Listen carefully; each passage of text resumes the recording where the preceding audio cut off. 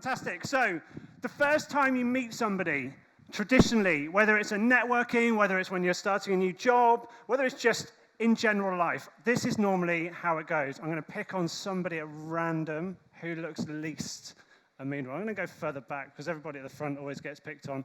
I'm going to pick on you because you look down. Hi. So, what's your name? What do you do? Huh. So isn't that how business networking normally goes?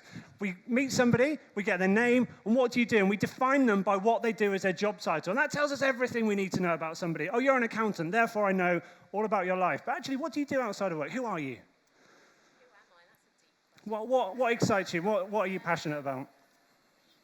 People?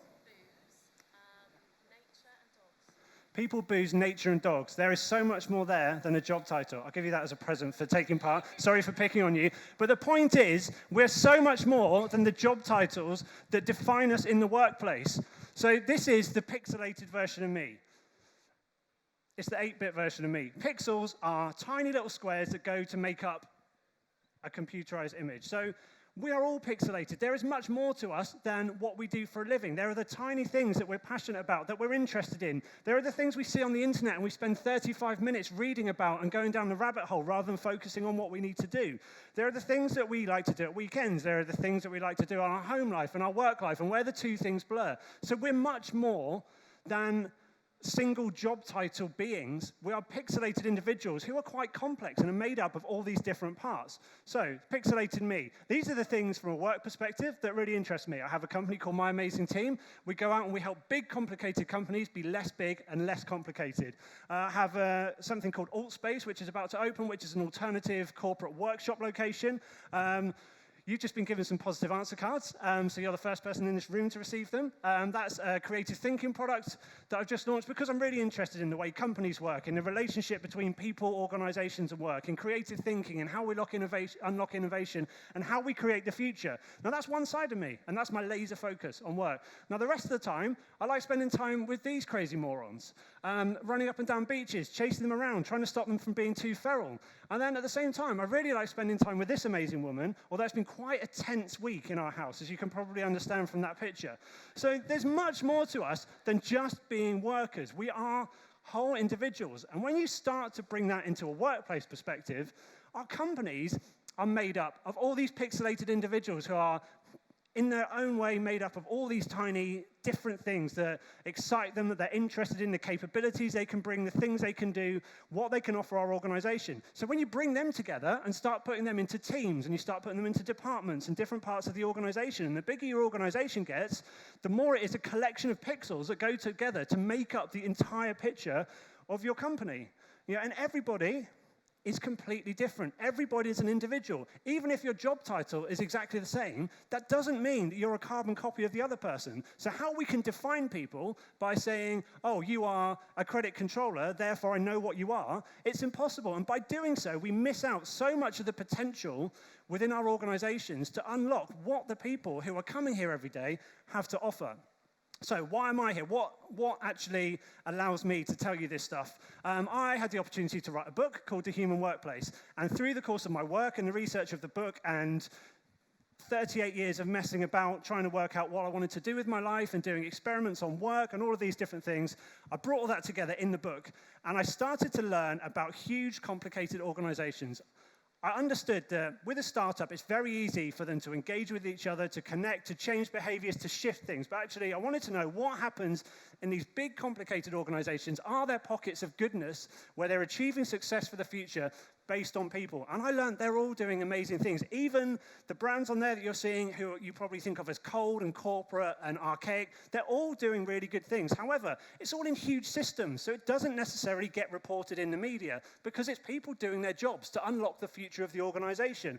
Microsoft are using data to give their people the right experience in the workplace to allow them to do their best work. They're not using technology to make sure people are clocking in and using systems at a certain time and working hard. They're using it to enable people to work. Coca-Cola are focused fully on innovation. They're unlocking their people to contribute to innovation. Schneider Electric have global workplace strategy ideas for what they call cool sites, for creating the right working environment for all their people. And although it's a global strategy, they give the power for creating that to the people within the local location. So in their branches in India, they have vegetable gardens where people can go and relax, and that looks very different to the way that manifests in their hub in Paris.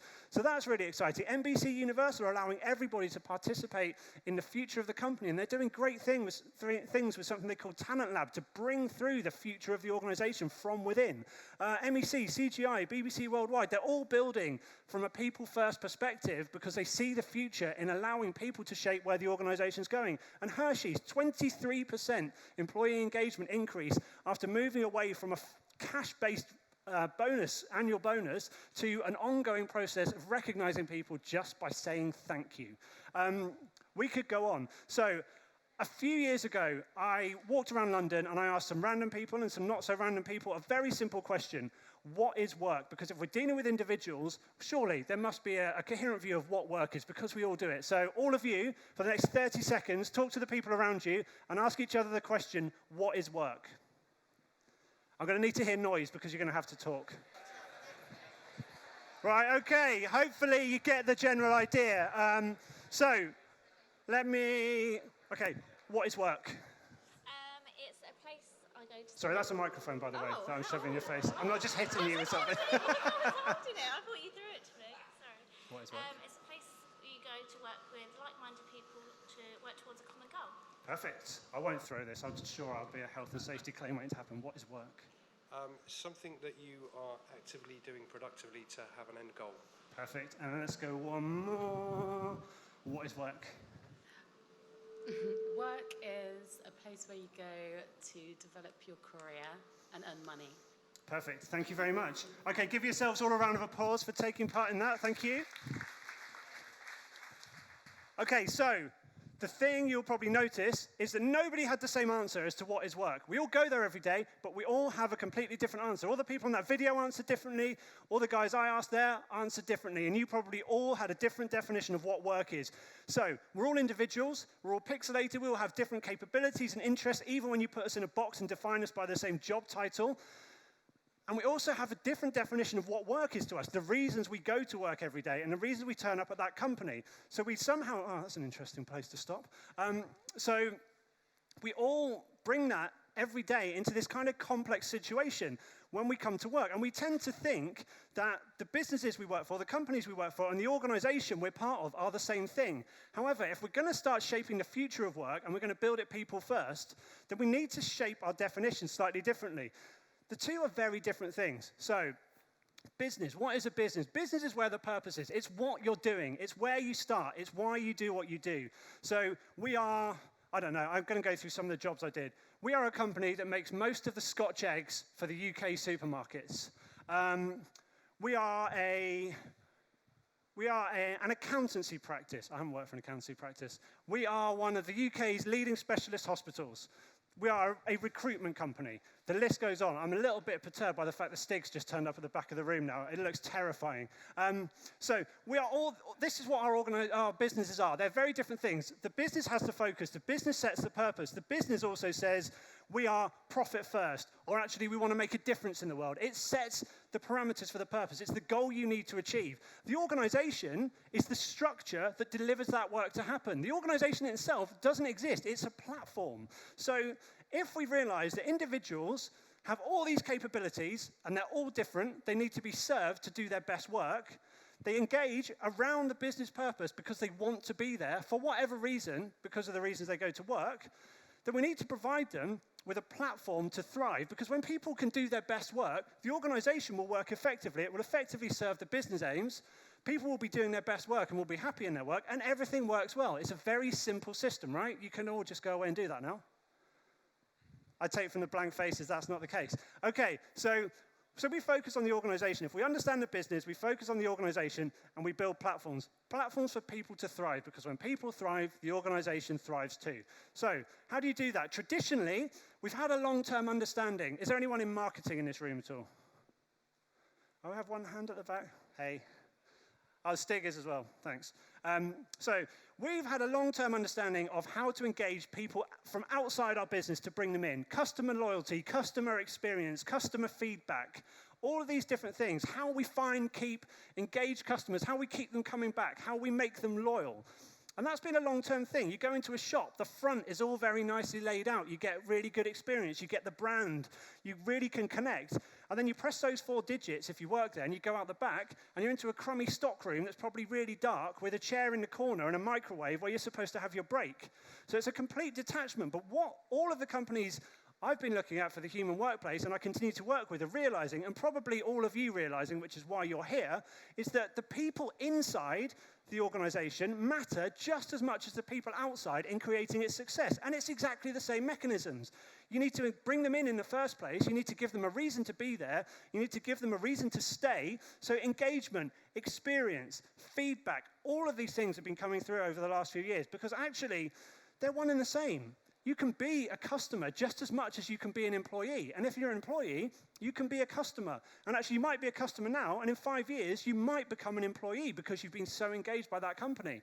And if you're an employee, you can also be out there evangelizing because you like the company so much and help them bring in new customers or build their community. So really, what we're talking about is this lovely space in the middle here where outside and inside your organization are becoming a platform for people to thrive because this is a community. You're no longer building businesses. You're building a community of people around a shared interest, which is the business focus. So the purpose of your platform, of your organization, is to build a community around your business purpose. You hear about, all these things about, Facebook, the world's largest media provider, but doesn't own any media. Alibaba doesn't own any itinerary, any stock. It's the same with your organization. Your organization doesn't own any people. Yet it needs to serve them. It needs to give them a reason to be there every day. And to do that, you need to create the experience that gives them that platform to thrive. So let's look at 3 simple ways to try and make that happen. And this is something that all the companies I've spoken to and all the companies I work with are doing or have done. So the 3 things you need to make a successful organizational platform. You need the right people.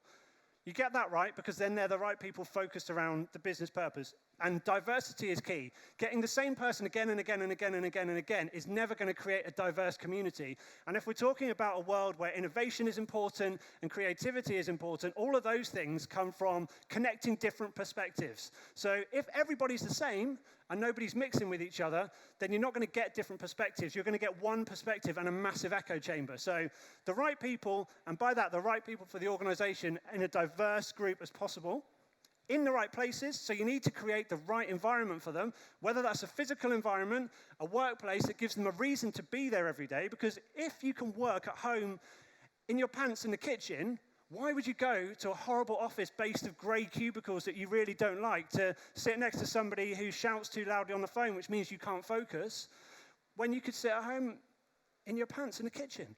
So you need that right environment. You need a reason to be there. You need that brand connection. Just like when you walk in the front of a shop rather than into stockroom, you need that connection to be there because that should be the strongest connection people have with your organization and business should be in the workplace.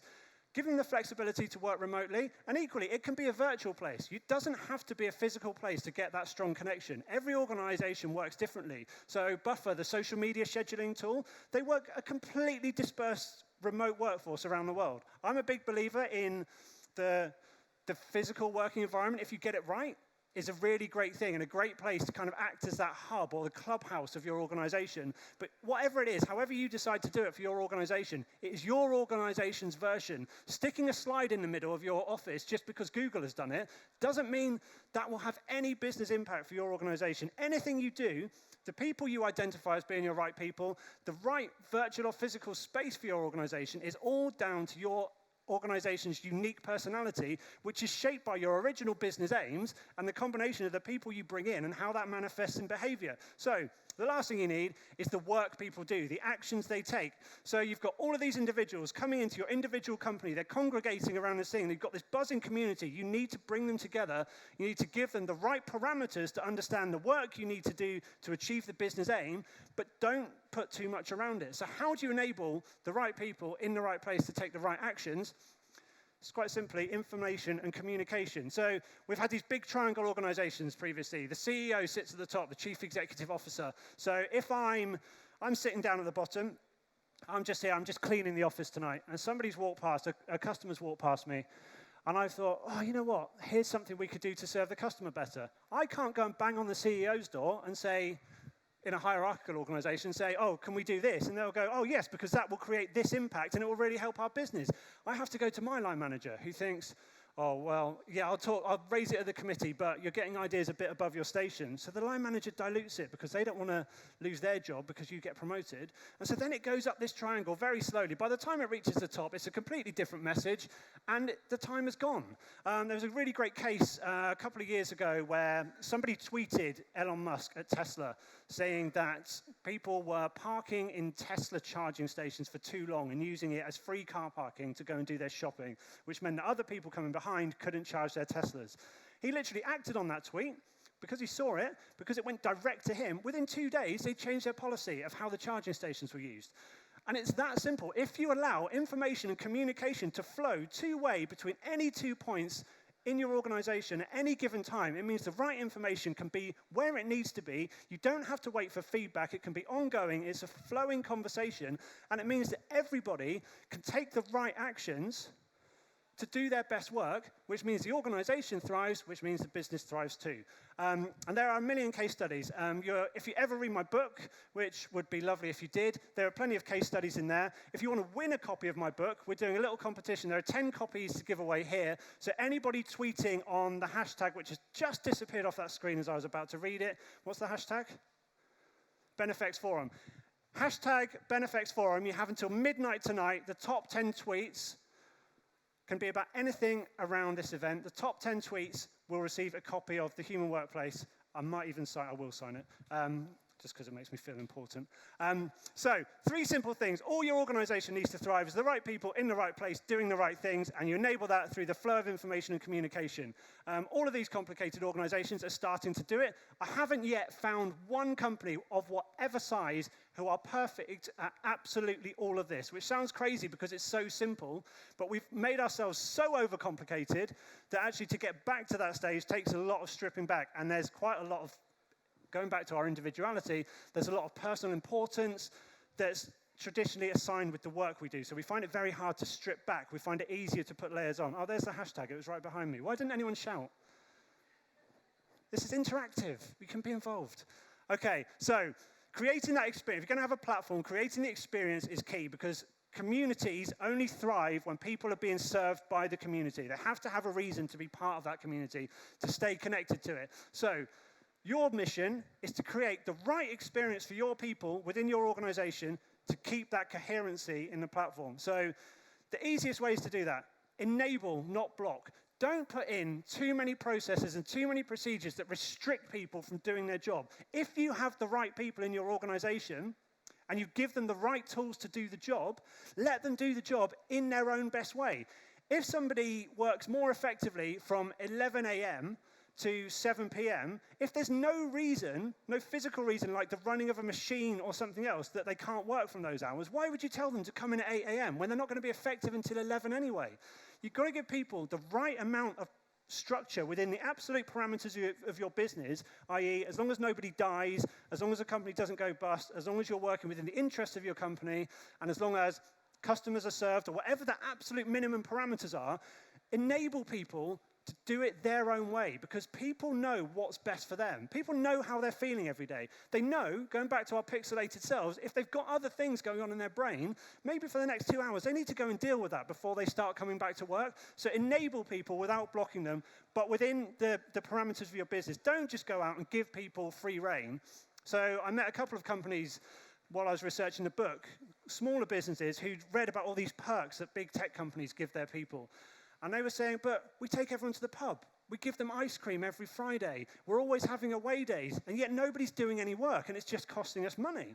And actually what had happened, because the parameters of the business hadn't been put around it, and it hadn't become a two-way exchange where if you're part of this community, these are the benefits of being part of it, actually the people just thought they were going for a social every day, and they thought this was what was happening. They were just being given things, and they weren't expected to reciprocate with work. So Enable, not block, within the right parameters. Share, not withhold. When we mentioned the flow of information and communication earlier, it's a two-way thing. Just broadcasting an internal newsletter once every month, telling people the PR version of what's happening in the company isn't good enough. Some of the most interesting and exciting companies who are really going places at the moment, I'm drawing a blank, but I'll go back to Buffer again. You can go online, you look up Buffer, you can see their financial results.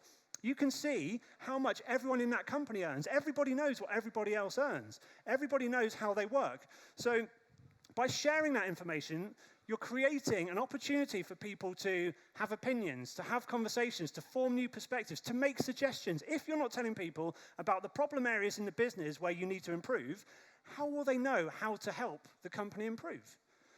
It's very difficult. So sharing information, although it's scary because we've always talked about confidentiality, this is above your pay grade. Of course, there are some industries, the medical profession, in policing, there are some places where confidentiality is absolutely key in certain areas. But as far as possible, share information and start a conversation, because if people are coming to work for your company every day, it's because they want to be there and they want to contribute. And if you're not sharing information, you're blocking their ability to contribute. It's like giving Usain Bolt a 100-meter track and putting a 20-foot wall in the middle of it and wondering why he can't run to the end. So, and be human. It's okay to make mistakes. We don't have to have this glossy corporate visage in front of us the whole time. We can be human. It's okay to wear a winter shirt in the middle of summer just because it was on your video clip at the start and then sweat right through your talk.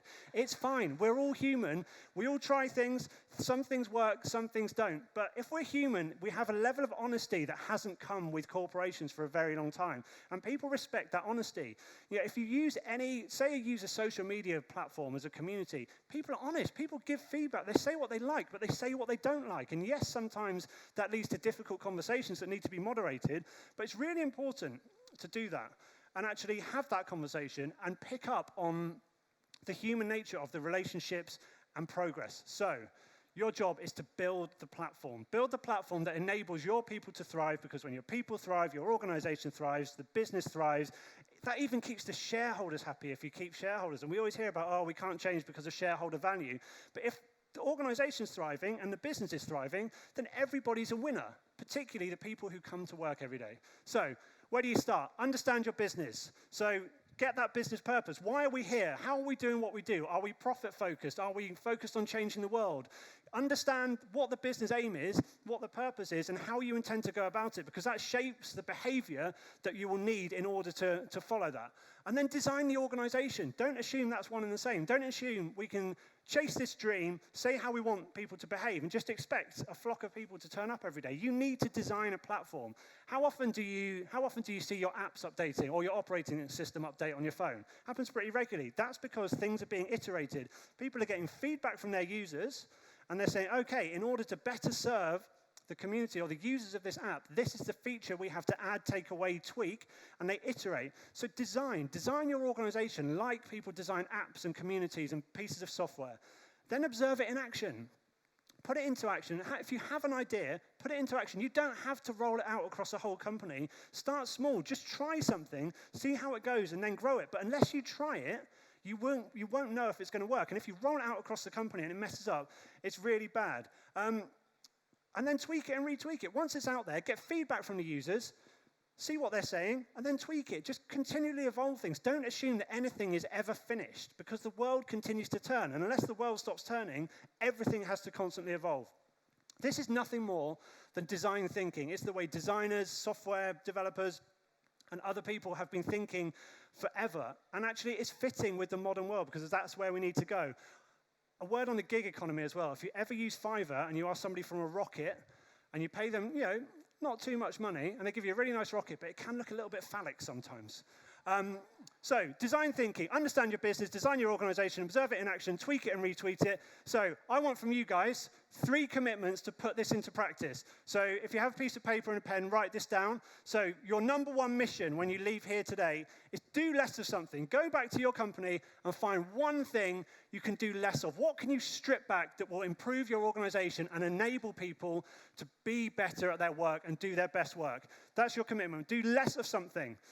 Then understand what your users need. Talk to people, even if it's just a passing conversation. It doesn't need to be a formal feedback survey. Just talk to people, understand what your users need.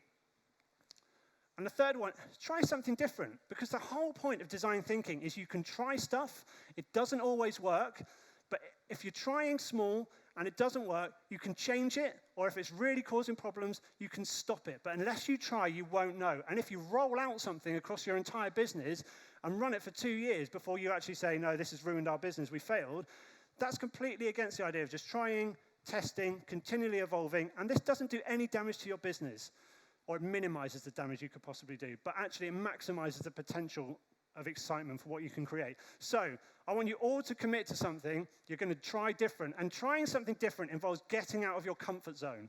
And I think it's really important. We should all be out of our comfort zone, because that's where the real ideas come from, the real innovation, the real drive to change, the real necessity to make something work comes from trying something different. So on that note, I'm going to try and summarize. Now, I should have memorized this, but I only thought of doing this the other day. So I'm going to try something.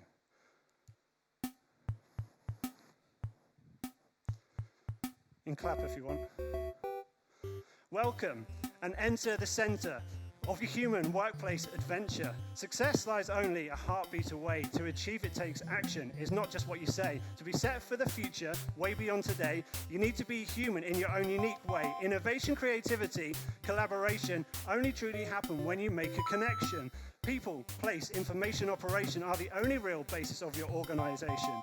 Every individual has something great to offer. They want to contribute. Don't be a blocker.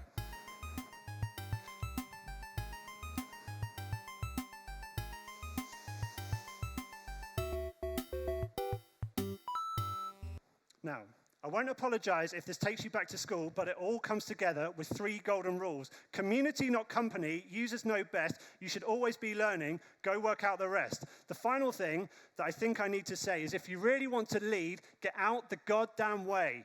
Word to your pixelated selves. Thank you.